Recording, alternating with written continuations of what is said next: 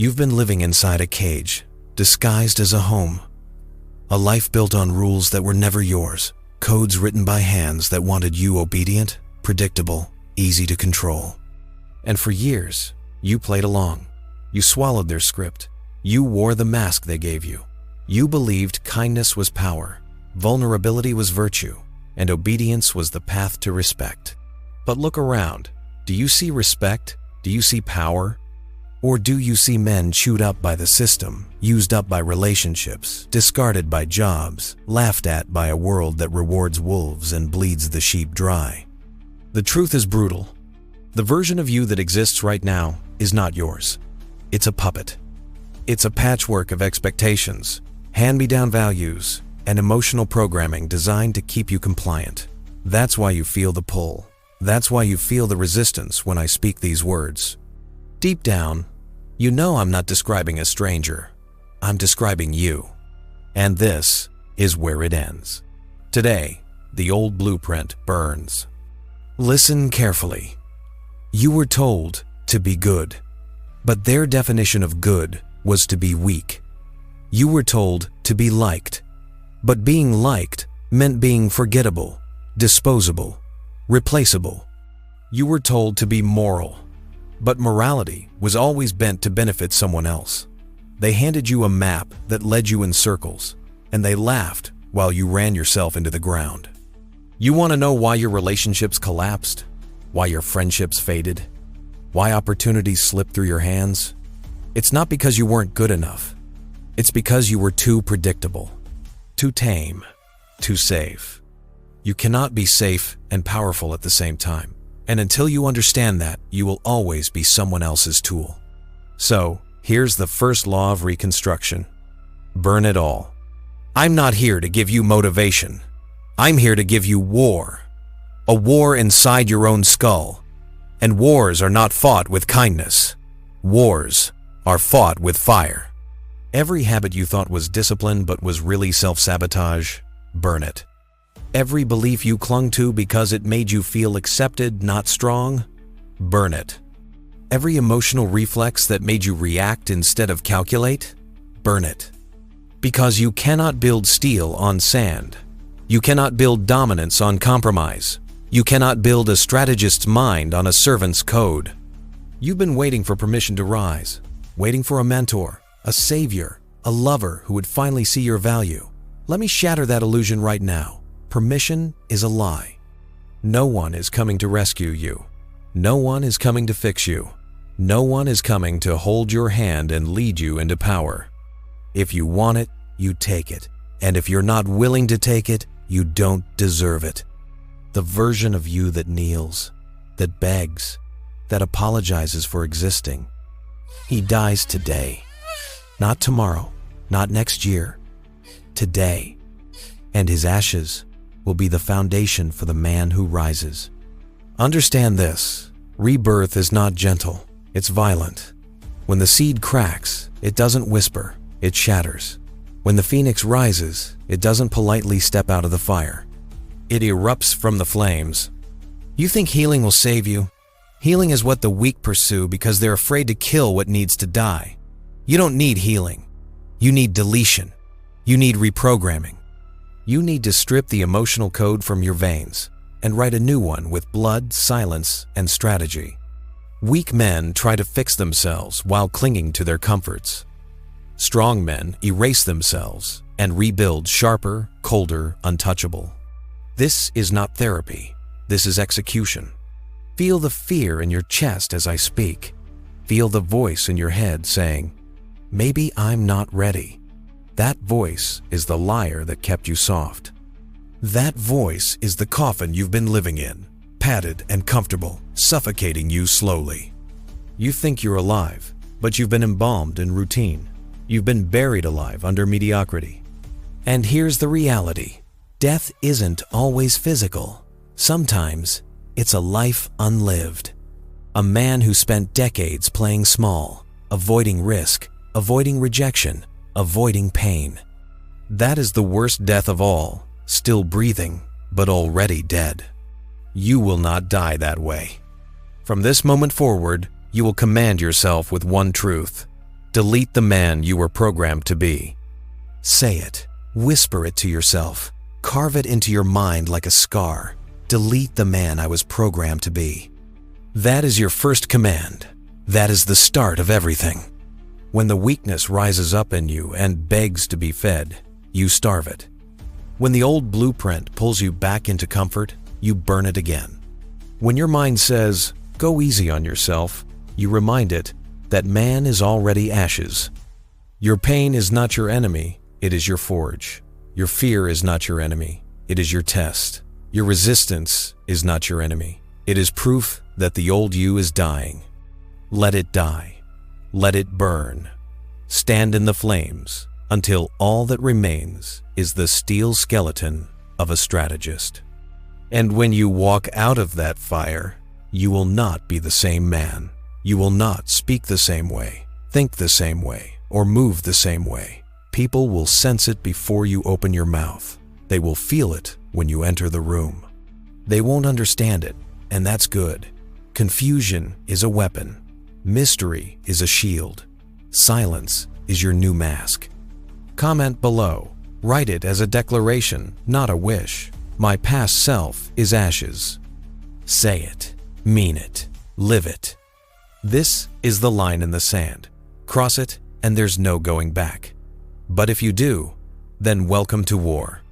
Because today, construction begins, not of a man who hopes, not of a man who waits, but of a man who rules. Part 1 ends here. The old blueprint is gone. And now we move into the next law, strategic self-control. Power isn't found in raw strength. Power isn't found in rage, in shouting, in trying to dominate every conversation. That's theater. That's weakness, dressed up as aggression. Real power is silent. Real power is invisible until it strikes.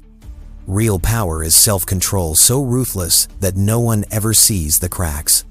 You've been taught to express yourself, to be open, to share your feelings.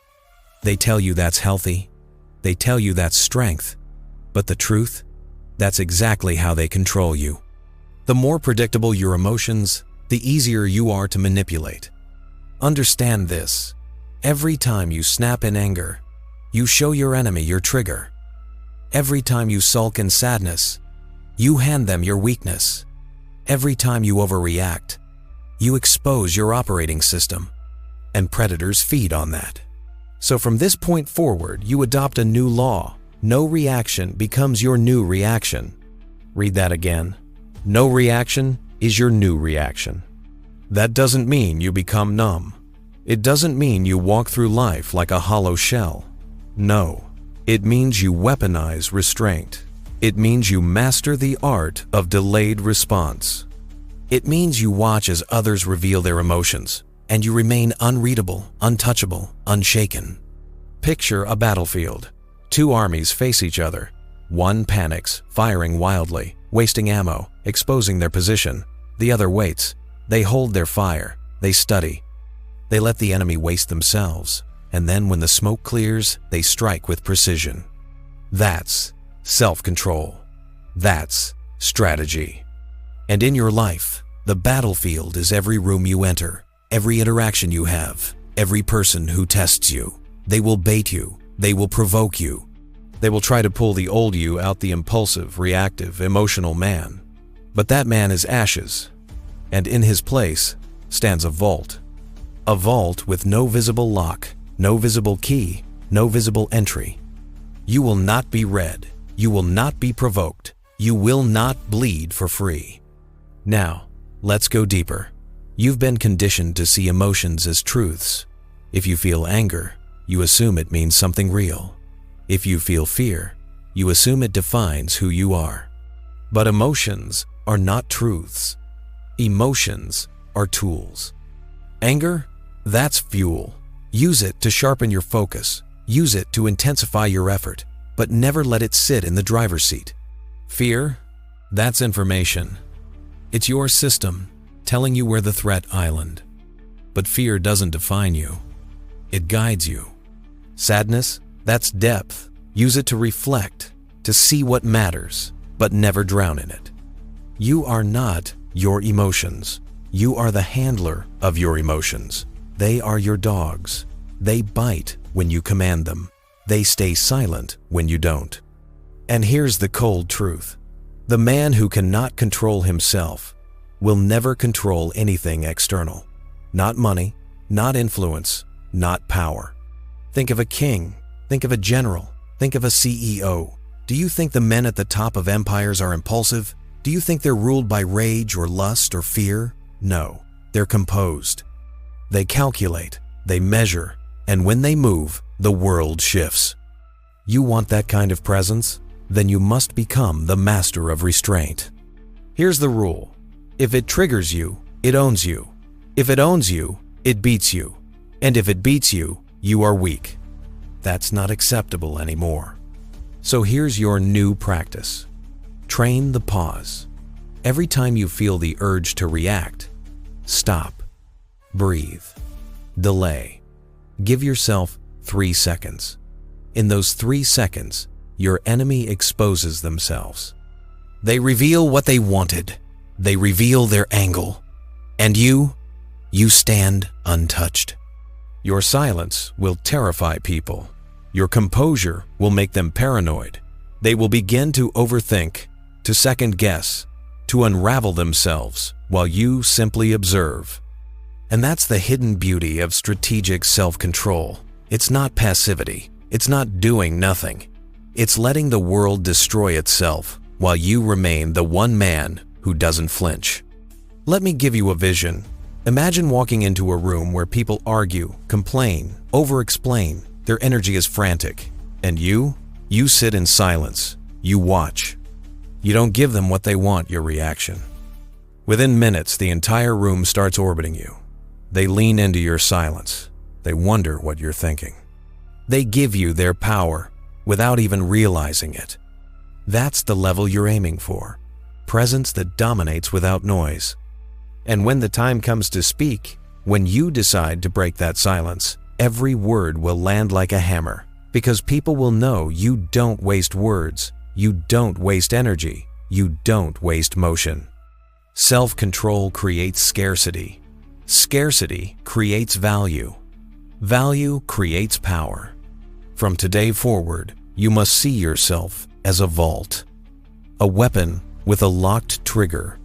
You will no longer be a man who bleeds for free. You will no longer let people see the chaos inside. You will no longer hand them the keys to your mind. Master your face. Master your tone. Master your silence. And most of all, master the moment before you speak. Because that pause, that hesitation, that's the space where power is born. So let's make this real. Comment below. Declare it. I am silence behind the storm. Say it like a command. Say it like a vow. Because that silence is your shield. That silence is your sword. That silence is the difference between being a man who reacts and a man who rules. And now that you've burned the old blueprint, and now that you've forged your first wall of self-control, it's time for the next law. The integration of the part you've been running from, the weapon hidden in your shadow. In part 3, we will drag your darkness into the light and teach you how to weaponize it. There's a part of you you've buried. You know it. I know it. The world told you to hide it because it scared them. The rage, the bitterness, the hunger for power, the cold calculation. That edge inside you that looked too dangerous, too primal, too raw. They told you to bury it. They told you to suppress it.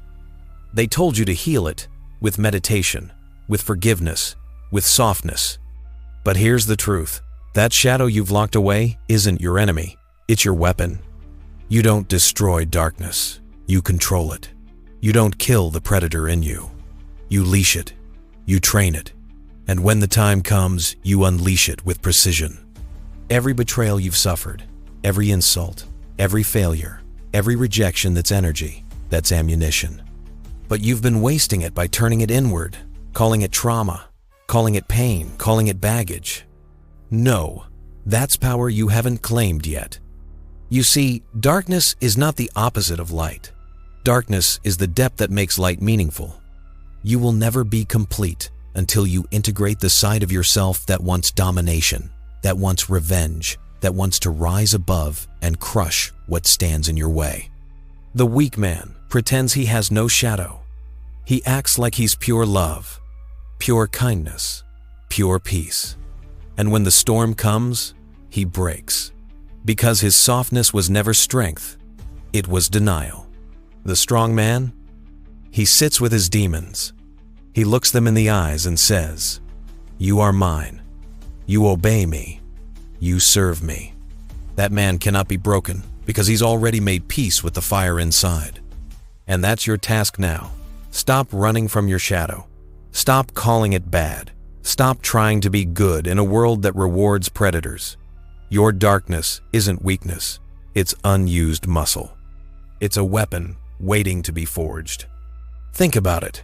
When you were betrayed, what did you feel? Rage. When you were humiliated, what did you feel? The hunger to rise. When you were underestimated, what did you feel? The fire to prove them wrong. Those aren't flaws. Those are signals. That's the part of you begging to be unleashed. But not recklessly, not wildly, not in chaos. No controlled, sharpened, precise. Picture a blade. In its raw form, it's just steel. Useless, dangerous even. But when forged in fire, hammered and sharpened, it becomes unstoppable. That's your darkness. When you integrate it, people will feel it before you speak. You'll walk into a room, and suddenly the loudest ones grow quieter. The arrogant ones hesitate. They won't know why, but they'll sense something in you. A weight, an edge, a presence. Because darkness under control creates gravity. The man who has sat with his rage and made it work for him is untouchable. The man who has embraced his hunger, his coldness, his ruthless drive. He doesn't need applause. He doesn't need validation. He doesn't need permission. He is his own weapon, and the world feels it. So here's what you do. You stop apologizing for the parts of yourself that scared others. You stop pretending you don't want more. You stop hiding the fact that you're willing to dominate, to win, to conquer. That doesn't make you evil. That makes you powerful. Evil is when the darkness controls you. Power is when you control the darkness. And the difference is discipline, the leash, the command. So I want you to look in the mirror tonight. Not at the polite smile, not at the friendly mask. I want you to look deeper, into the cold eyes behind the mask, into the hunger behind the smile. That version of you isn't waiting to be loved. He's waiting to be given a mission. Give him one. Direct him. Aim him. Harness him. Because when you give your darkness a purpose, you become unstoppable. Think of the great men of history, the generals, the leaders, the conquerors. Do you think they built empires by being balanced and gentle? No. They integrated their fire. They turned rage into strategy, hunger into discipline, coldness into calculation. That's the formula. That's the law. And don't get this twisted. I'm not telling you to lose control. I'm not telling you to lash out. I'm telling you to become terrifying, because you don't need to lash out, because your silence carries weight, because your presence carries the shadow. People should look at you and feel, he's dangerous, but controlled. That is respect. That is power. That is the aura that shifts the atmosphere of every room you enter. So tonight, you stop running from your shadow. You pull it into your chest. You command it. You master it. And from now on, you walk with it as part of you. Comment below. Declare it. My darkness obeys me. Say it like a king giving an order. Say it like a general speaking to his army. Because that's what your shadow is. An army waiting for command. Weak men fear their edge. Strong men wield it. And you are about to wield yours. Now that you've burned the old blueprint, now that you've built self-control, now that you've weaponized your shadow, it's time for the next law, The cold eye of observation. Because power isn't just built on silence and darkness, it's built on seeing what others cannot see. Power doesn't always belong to the loudest. In fact, most of the time, the loudest man in the room is the weakest. He spills everything he has, desperate to be noticed. But the man who holds true power, he doesn't rush, he doesn't reveal, he observes. The eye that sees without being seen, that's the true weapon. Let me break this down. When you walk into a room, most people are slaves to impulse. They talk too much, they laugh too loud, they posture, they show off, they want to be seen. But the man who observes, who listens, who studies, he collects information while giving nothing away. That's the cold eye of observation. It's the discipline of silence. It's the art of watching while others expose themselves. Because every word people speak, every gesture they make, every mistake they reveal, that's leverage. And the one who listens gathers it all. This is how you turn invisible power into visible dominance. The impulsive speak, the observer remembers. The arrogant show their weakness, the observer notes it. The careless reveal their strategy. The observer prepares his counter. Observation is free. It costs you nothing. But the value it brings? Infinite. Think about predators in the wild. The lion doesn't roar before it attacks. It crouches. It studies. It waits. It watches. And then it strikes at the perfect moment. That's how you must move in life. Watch first. Strike later. And here's the truth. The one who observes longer always wins, because everyone eventually shows their hand. Everyone reveals their desires, their fears, their soft spots. Most people can't help it. They crave attention too much. You must crave control instead. Imagine this. You're in a negotiation. One man talks endlessly, listing his demands, explaining his needs, bragging about his resources. He thinks he's winning. But the man who sits quietly, listening, watching, he's taking mental notes. And when the time comes, he speaks once, cuts through all the noise, and everyone feels his words land with weight. That is presence. That is power. So how do you train the cold eye of observation? First, discipline your tongue. Learn to say less than you think. If silence feels uncomfortable, good. That's your training ground. The weak man tries to fill silence. The strong man makes silence his throne. Second, study faces. People leak truth in micro-expressions, in their tone, in the way they shift when they lie, in the hesitation before a yes, in the twitch before a no. Train your eye to notice the things most people overlook. Third, detach from emotion in the moment. Observation requires coldness. If you get triggered, if you react, you lose your vantage point. Stay calm, stay neutral, stay unreadable. Let them burn themselves out while you watch from the shadows. This is why the masters of power always seemed untouchable. They weren't reacting. They were studying. Napoleon, Sun Tzu, Machiavelli, they all understood this law. Information is power, and silence is the way you gather it. Now, listen carefully. The observer always has the advantage because knowledge tilts the game. When you know what others want, when you see what they fear, when you sense what they hide, you control the board without even moving your piece. And here's the paradox. The less you speak, the more powerful your words become. Why? Because silence makes people lean in. Silence makes them wonder what you're thinking. Silence creates pressure. And when you finally break it, your words hit with the force of a hammer. Most men waste their power in noise. You will conserve yours in silence. Picture this in your life. You enter a room.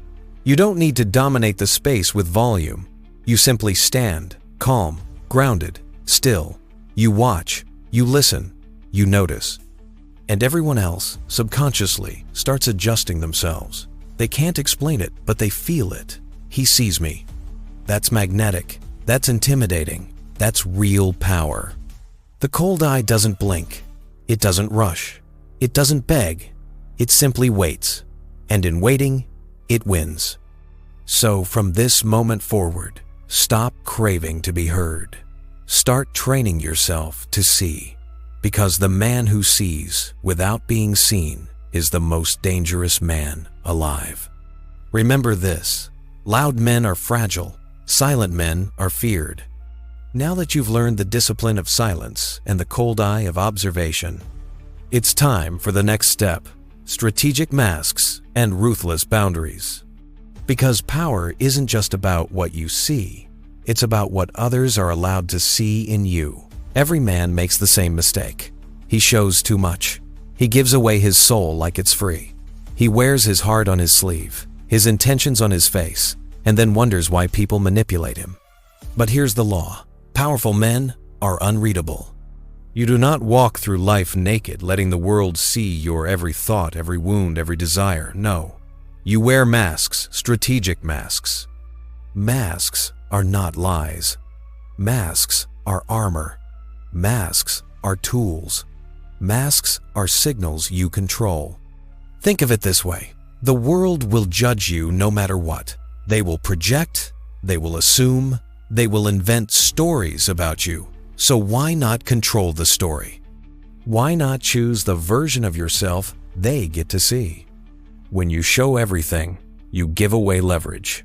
When you show nothing, you create mystery. And mystery is power. But here's the nuance. Masks aren't fake. Masks are selected truths. You choose which side of you fits the moment. You decide whether they meet the calm strategist, the charming diplomat, the ruthless commander, or the silent observer. This isn't about deception. This is about control. The world doesn't deserve access to your raw essence. Only a few earn that. Everyone else, they get the mask you decide. Now let's talk about boundaries. Without boundaries, you are a door left wide open. Anyone can walk in, take what they want, leave you drained, and vanish. That is how weak men live. Always available, always accessible, always exploitable. Strong men are fortresses, not walls of weakness, but boundaries of power. A fortress has gates, controlled entry, guarded doors, rules for access, and if someone violates those rules, they are cut off ruthlessly, without apology. That's how you must operate. Because here's the truth: people will always test your limits. They will always push. They will always take more than they give if you let them. That's human nature. Your job is to make the rules clear and unshakable. This far, no further. This much, no more. And when someone violates it, you don't negotiate. You don't explain. You don't beg. You enforce. Coldly, calmly, absolutely. That's what makes boundaries real. Not words, but enforcement. Look at your life right now. How many times have you let people overstep? How many times have you tolerated disrespect, manipulation, laziness, betrayal because you didn't want to be harsh? And what did that earn you? Nothing but weakness in their eyes. You see, people don't respect men who say yes to everything. They respect men who are selective, scarce, controlled. That's why boundaries aren't cruelty, they're respect. Respect for yourself, and by extension, respect from others. Pair this with your masks, and you become untouchable. Because here's what happens. People can't figure you out. They can't read you. They can't push past your limits. They can't drain you. Instead, they adjust to you. They respect the mask, they respect the boundary, and deep down, they feel your control. And that's the point control. Without masks, you're exposed. Without boundaries, you're exploited. With both, you are untouchable. So here's the exercise. Starting today, stop oversharing. If someone doesn't need to know, they don't. If they ask a question you don't want to answer, smile, redirect, or give a mask. Mystery is leverage. Build fortress rules. Decide your non-negotiables. Respect, loyalty, energy. Anyone who crosses those lines is cut off. Be ruthless in enforcement. Don't explain. Don't justify.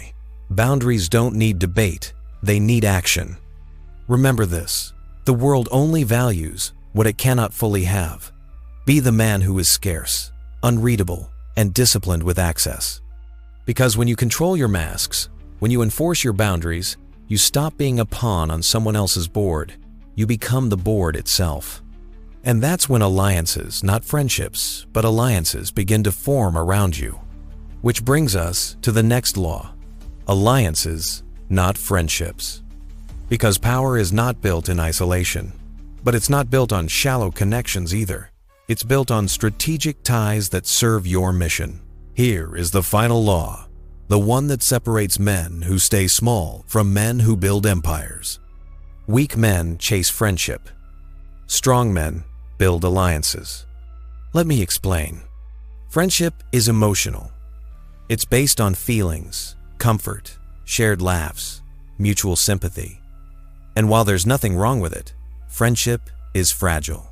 It shifts with mood, with time, with betrayal, with disappointment. One wrong word, one act of jealousy, one moment of weakness, and it crumbles. Alliances are different. Alliances are built on purpose, on strategy, on mutual benefit. An alliance is not about liking each other.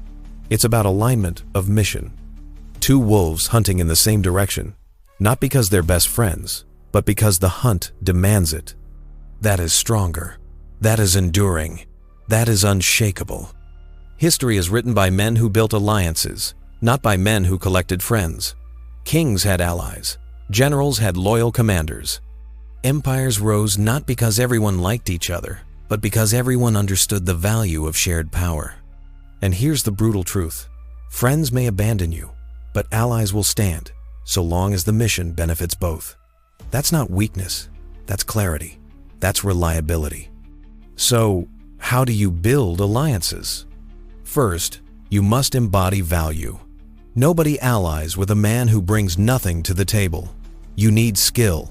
You need strength. You need resources, knowledge, or presence that others find undeniable. When you become a fortress, when you master silence, when you wield your shadow, when you enforce boundaries, people will seek you out. They'll recognize you as an asset. Second, you must discern motives. Not every handshake is an alliance. Some are traps, some are leeches, some are masks of their own. This is why the cold eye of observation is vital. You must see what they really want. If their goals align with yours, there's ground for alliance. If not, cut it before it drains you. Third, you must define terms. An alliance without clarity is just wishful thinking. What do they gain? What do you gain? What is the shared mission? What are the rules? Power thrives on structure. Fourth, you must maintain distance. An alliance is not fusion. You don't lose yourself in it. You don't hand over your power. You stay separate, strong, sovereign, standing shoulder to shoulder, not chained together. This is the difference between the kingmaker and the pawn. The pawn joins blindly, hoping for protection. The kingmaker allies strategically, ensuring strength is multiplied, not diluted. And here's the secret. Alliances don't need to last forever. They last as long as they serve the mission. When the mission ends, the alliance can dissolve without betrayal. This is why alliances are stronger than friendships. They don't demand endless emotional maintenance. They demand clarity and execution. Now, look at your life. How many friends do you have who drain you, distract you, demand your time without purpose? How many friends crumble when you rise higher, when you stop playing small, when you become serious about power? Most so-called friends don't want you powerful. They want you comfortable, relatable, the same as them. But an ally wants you strong, because your strength fuels their strength. That's the network you need to build. A circle of wolves, a war room of strategists, a chain of men and women who see power the way you do, not as something to fear, but as something to master. So here's your final shift. Stop chasing friendship. Start scanning for allies. Build your circle, not on comfort, but on mission. And when you find those who align, stand with them like iron. Because no man rises alone, but no man rises with weak ties either. Only strategic alliances build empires. And if you've followed every law we've laid down, burn the old blueprint. Master silence. Weaponize your darkness. Train the cold eye of observation. Control your masks and enforce ruthless boundaries. Build alliances, not friendships. Then you are no longer the same man who pressed play on this video an hour ago. You are rebuilt. You are forged. You are dangerous. Not loud, but silent. Not desperate, but disciplined. Not scattered, but sovereign. From here forward, you are no longer chasing approval. You are no longer handing out your power. You are no longer soft. You are fortress. You are fire. You are strategy. You are shadow. And soon, they will all feel it. Because the man who masters himself masters the world.